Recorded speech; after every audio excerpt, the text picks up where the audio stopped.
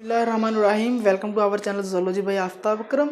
और आज का हमारा टॉपिक है हेमी कोऑर्डिनेट्स एंड कोऑर्डिनेट्स, यानी कि हेमी कोऑर्डिनेट्स और कोऑर्डिनेट्स को हम आज पढ़ेंगे। हमने लास्ट लेक्चर्स एंड किया था इकाइनोडर्म्स पर और आज अगला है, यानी कि अब हमने कहा था इकाइनोडर्म क्या है, बॉर्डर लाइन है, यानी कि उनके कुछ कैरेक्टर्स मिलते थे कोऑर्डिनेट्स से, वर्टिब्रेट से, कुछ इनवर्टिब्रेट से। इसी तरह ये भी एक बॉर्डर लाइन है। ये इनके भी कुछ कैरेक्टर्स क्या हैं, कोऑर्डिनेट्स से मिलते हैं, कुछ मतलब मिलते हैं इनवर्टिब्रेट्स के साथ। हेमी, ये जो वर्ड है ना हेमी, इसका मतलब ही हाफ है। हाफ मतलब ये कुछ कोऑर्डिनेट्स हैं, कुछ जो कोऑर्डिनेट्स नहीं हैं। ठीक है, इनके कुछ कैरेक्टर्स कोऑर्डिनेट होंगे, कुछ कैरेक्टर्स कोऑर्डिनेट्स नहीं होंगे, बल्कि इनवर्टिब्रेट्स के साथ मैच करेंगे। अब यहाँ पर मैंने एक हेमी कोऑर्डिनेट की डायग्राम बनाई हुई है ये, ठीक है, इसके बारे में हम पढ़ेंगे अब। यानी कि बेसिकली जो हेमी कोऑर्डिनेट होता है उसके क्या है, ये जो हेमी कोऑर्डिनेट है इसके बेसिक 3 पार्ट होते हैं। एक पार्ट है इसका ये जो, यानी कि प्रोबोसिस जो है, इसका एक क्या है, प्रोबोसिस है। और जो इसका दूसरा पार्ट है वो है इसका कॉलर। और जो तीसरा पार्ट है वो इसका है माउथ। और बाकी जो है इसकी बॉडी है। ठीक है, ये जो हम कहते हैं प्रोबोसिस क्या होती है असल में, जैसे सूंड होती है, सूंड को जैसे वो हाथी की सूंड होती है ऐसे, ठीक है, हाथी की सूंड को प्रोबोसिस ही बोलते हैं। तो इस तरह ये क्या है, प्रोबोसिस, ये बाहर को निकला हुआ हिस्सा है इसका। तो इस प्रोबोसिस के बेस पर इसके माउथ होता है। प्रोबोसिस के बेस पर क्या होता है, माउथ होता है इसके। फिर ये इससे पीछे एक रीजन आता है, उसको हम कॉलर बोलते हैं। यहाँ पर ये सारी क्या है इसकी, ये इसकी बॉडी है। अब हम इसके सिस्टम्स के बारे में पढ़ते हैं कि इनमें सिस्टम्स कौन कौन से होते हैं और कैसे होते हैं। डेफिनेटली इनके अंदर डाइजेस्टिव सिस्टम भी होगा, रेस्पिरेटरी सिस्टम भी होगा, एक्सक्रीटरी सिस्टम भी होगा और नर्वस सिस्टम भी होगा। आप इससे समझ सकते हो कि इनके कैरेक्टर्स कैसे कैसे, कुछ इनवर्टिब्रेट से मैच करेंगे, कुछ वर्टिब्रेट से मैच करेंगे। फॉर एग्जाम्पल अगर हम इनकी डेवलपमेंटल स्टेजेस देखें तो डेवलपमेंटल स्टेजेस ज़्यादा इनकी वर्टिब्रेट्स के साथ मैच करते हैं, इसलिए ये हेमी कोऑर्डिनेट्स हैं, हाफ कोऑर्डिनेट्स। तो जब हम इसका, अगर हम डाइजेस्टिव सिस्टम की बात करें, कौन सा, डाइजेस्टिव सिस्टम। डाइजेस्टिव सिस्टम जो होता है इनका वो ट्यूब लाइक होगा। कैसा, ट्यूबुलर। डेफिनेटली आप इसकी शेप से ज़ाहिर रख सकते हो कि इसकी शेप भी ट्यूब की तरह की है, तो इसका डाइजेस्टिव सिस्टम भी ट्यूब की तरह का ही होगा। ज़ाहिर है यहाँ पर माउथ है इसके, तो माउथ एक, जिसके एक एंड पे माउथ हो एक एंड पे एनस, वो ट्यूबुलर डाइजेस्टिव सिस्टम ऑटोमेटिक ही बन जाता है। ठीक है, तो डाइजेस्टिव सिस्टम ट्यूब लाइक होगा। फिर बाद में इनका एक्सक्रीटरी सिस्टम जो होगा वो स्पेशल टाइप का होगा। ये जो इनका एक्सक्रीटरी सिस्टम है ये सिंपल एक होता है ग्लोमेरुलस, यानी कि ब्लड वेसल के साथ ग्लोमेरुलस लगा होता है। इस तरह इनका क्या होता है, एक्सक्रीटरी सिस्टम, ग्लोमेरुलस। ठीक हो गया। अब ये इसके अंदर ग्लोमेरुलस का बन जाना, ये भी एक कोऑर्डिनेट्स के साथ मैच करने वाला करैक्टर है। ठीक है, नेक्स्ट फिर इनके अंदर क्या है, रेस्पिरेटरी सिस्टम, वो इनवर्टिब्रेट्स जैसा है। यानी कि इसके अंदर जो रेस्पिरेटरी सिस्टम है वो क्या है, रेस्पिरेटरी सिस्टम, वो जो यहाँ पर मैंने बनाई हुई है क्या है, ये एट्रियल पोर्स। यहाँ पर ये इसके अंदर सुराख हैं जो कि गिल्स पोर, यानी कि गिल्स की तरह काम करती हैं, जैसे फिशेस में गिल्स होती हैं, इस तरह कुछ इनवर्टिब्रेट्स में हमने पढ़ा था, यानी कि उनके अंदर गिल्स के थ्रू रेस्पिरेशन होती है। तो इनके अंदर भी रेस्पिरेशन कैसे, गिल्स के थ्रू होती है। और सबसे मेजर कैरेक्टर जो है इनका इनवर्टिब्रेट के साथ मैच होने वाला वो है इनका नर्वस सिस्टम। इनका नर्वस सिस्टम, जैसे हमने पीछे पढ़ा था नाइडेरिया का नर्वस सिस्टम जो था उसकी स्किन के अंदर फैला हुआ था, वैसे ही इनके अंदर भी नर्व नेटवर्क होता है, नर्व प्लेक्सिस होता है। यानी क्या है, नर्व प्लेक्सिस। इसके अंदर नर्व प्लेक्सिस मतलब नेटवर्क, नर्व्स का एक नेटवर्क होता है, जाल होता है जो कि इसकी स्किन में होता है। तो इस तरह ये हेमी कोऑर्डिनेट्स कहलाते हैं। हेमी कोऑर्डिनेट की ये जो मैंने एग्जांपल बनाई हुई है इसका नाम है सैकोग्लोसस। ये मैंने किसको बनाया है, सैकोग्लोसस। ये मैंने सैकोग्लोसस बनाई है। ठीक है, सैकोग्लोसस एक ऑर्गेनिज्म है, ये मैंने वो बनाया हुआ है, ये है। नेक्स्ट हमारे पास है कोऑर्डिनेट्स। कोऑर्डिनेट्स को पढ़ने से पहले हम इसके कुछ कैरेक्टर पढ़ते हैं, कुछ कैरेक्टर, यानी कोऑर्डिनेट्स क्या होते हैं। कोऑर्डिनेट्स की जो मेन पहले इसके अंदर 3 बेसिक कैरेक्टर्स होते हैं।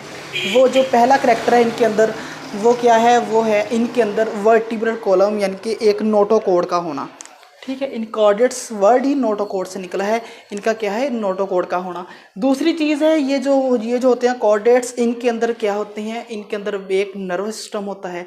ठीक है, जो थर्ड चीज़ है वो क्या है, इनके अंदर फेरेंजियल स्लिट्स। ठीक है, यानी कि फेरेंजियल स्लिट्स वो या तो लंग्स में कन्वर्ट हो जाएंगी। ठीक है, ये तीन इनके करैक्टर्स हैं। कोऑर्डिनेट्स को डिटेल्स में स्टडी करने से पहले हम इनके अंदर इनकी पहले क्लासिफिकेशन को इस लेक्चर में स्टडी करेंगे।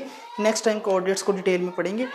कोऑर्डिनेट्स की क्लासिफिकेशन है, सबसे पहले हमने कोऑर्डिनेट्स जो सब फाइलम कोऑर्डिनेटा है, इसको हमने दो सब फाइलम में डिवाइड किया हुआ है। एक हमारे पास है क्या है, उसको हम बोलते हैं प्रोटो कोऑर्डिनेटा, दूसरे को हम बोलते हैं वर्टिब्रेटा। ये जो प्रोटो कोऑर्डिनेटा को हम क्या कहते हैं, इसको हम बोलते हैं क्रेनिएटा, और इसको यानी कि इसको हम बोलते हैं ये क्रेनिएटा। जो क्रेनिएटा वर्ड निकला है क्रेनियम से, जैसे हमारी स्काल को क्रेनियम बोलते हैं, इसलिए ये क्या है, मतलब ये क्रेनिएटा, इनके अंदर बाकायदा क्रेनियम होती है और इनके अंदर क्रेनियम नहीं होती।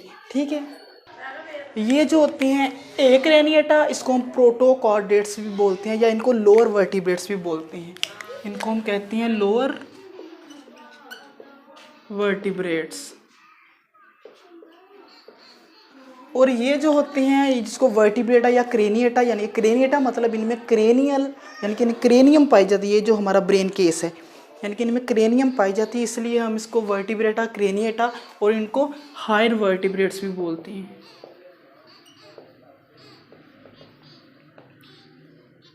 यानी कि ये जो लोअर वर्टिब्रेट्स हैं या हायर वर्टिब्रेट्स हैं, ये सारे के सारे क्या हैं, कोऑर्डिनेट्स हैं।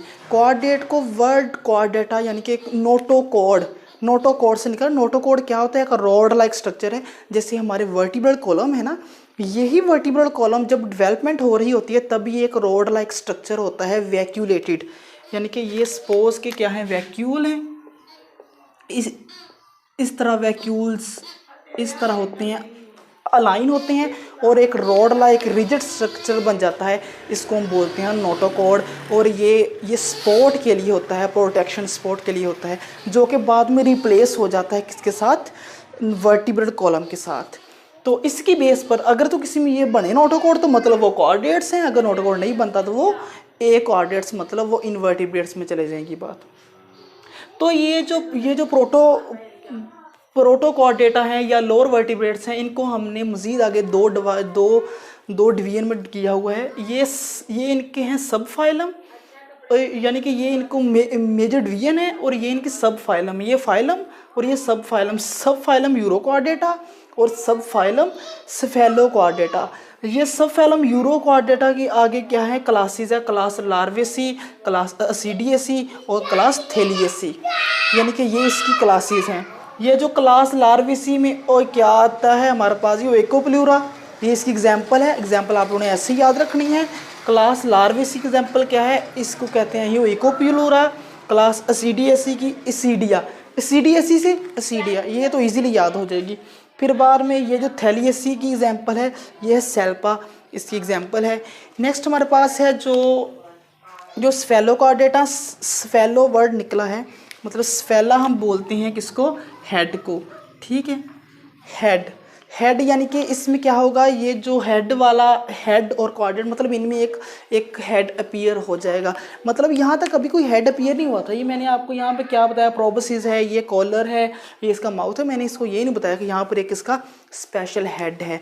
मतलब स्फेलो कोऑर्डिनेट्स ये वो हैं जहाँ पर हेड शुरू हो जाता है। ठीक है, जैसे हमने वो मोलस्कन्स के अंदर पढ़ा था हमने, ठीक है, स्फेलोपोडा, वहाँ पर हेड और पाँव उसके साथ जुड़ा हुआ था। ठीक है, यानी कि उसमें धड़ नहीं था, ये बाकी बॉडी नहीं थी, इसलिए उनको स्फेलोपोडा कहा था। यहाँ पे स्फेलो कोऑर्डिनेटा मतलब स्फेलो मतलब हेड और ना कोऑर्डिनेटा यानी कि ये कोऑर्डिनेट्स हैं, ऐसे कोऑर्डिनेट्स जिसमें हेड है। अब ये नहीं कहना कि बाकियों में हेड नहीं है, ये वो कोऑर्डिनेट्स है जिसमें हेड स्टार्ट हुआ बनना, जिसके अंदर एग्जाम्पल आती है एम्फिऑक्सिस की, फिर बाद में ये जो हमारे पास लेप्टोकार्डी, फिर बाद में ये जो ब्रैंकियोस्टोमा, इसकी एग्जाम्पल है, ये आती है हेड वाले में। ये थे हमारे पास सारे के सारे कोऑर्डिनेट्स, और ये कोऑर्डिनेट्स के आपने एग्जाम्पल्स विद इनकी जो करैक्टर्स हैं बेसिक, वो 3 करैक्टर्स ज़रूर याद रखने हैं। पहला करैक्टर क्या है, इनके अंदर नोटोकॉर्ड बनता है, मेजर करैक्टर है।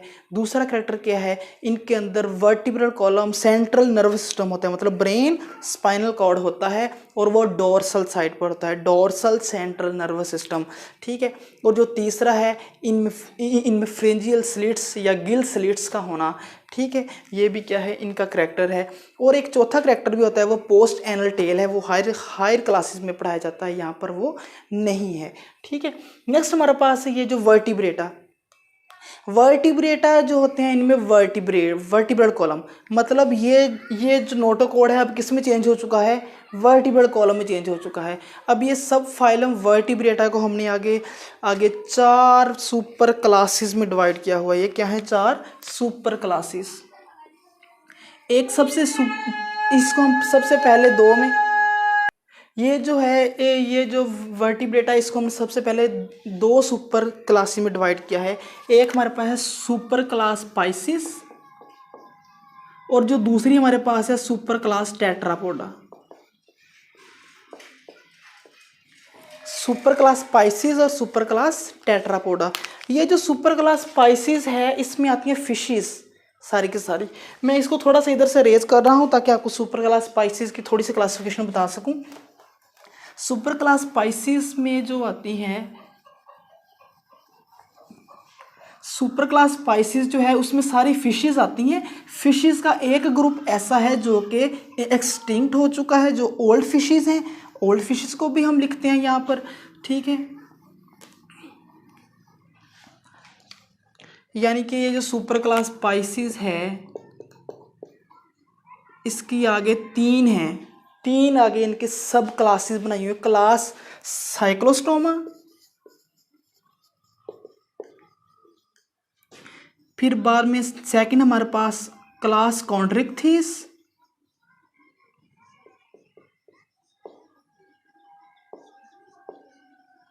और थर्ड हमारे पास है class Osteichthyes. Class Cyclostomata, Chondrichthyes and Osteichthyes, ये 3 सुपर क्लासेस हैं किसकी, फिशेस की। ये जो क्लास साइक्लोस्टोमा है ये एक्सटिंक्ट हो चुकी है, पहले ओल्ड फिशेस हैं। कॉन्ड्रिक्थिस और ओस्टिक्थिस में अभी पाई जाती हैं, इनको हम बोलते हैं कार्टिलेजिनस फिशेस।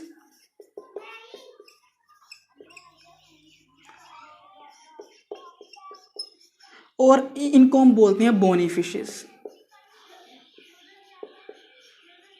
ये जो इसके अंदर शार्क की एग्जाम्पल आ जाती है, और इसके अंदर बहुत सारी एग्जांपल्स आ जाती हैं हमारी। हम आगे फिशेस के बारे में ये क्लास पूरी पढ़ेंगे।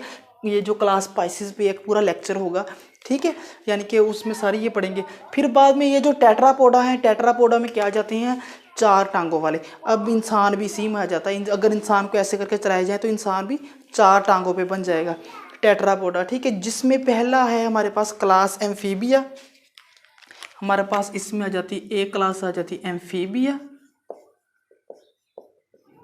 फिर दूसरी क्लास आ जाती है रेप्टिलिया। थर्ड आ जाती हमारे पास, इसको कहते हैं एविस, जो कि हमारे पास बर्ड्स की क्लास है, क्लास एविस। और जो 4th क्लास है उसमें आ जाती है मेमेलिया। ये आगे इन पर लेक्चर्स होंगे सारे, तो इस तरह ये चैप्टर एंड होगा। फिर ये थी डिटेल आज के लेक्चर की। नेक्स्ट मेरे चैनल को सब्सक्राइब करें और बेल आइकन को प्रेस करें ताकि आपको हर लेक्चर मिलता रहे। और अगर कोई क्वेश्चन हो तो आप लोग कमेंट सेक्शन में मुझसे पूछ सकते हैं। Thank you so much.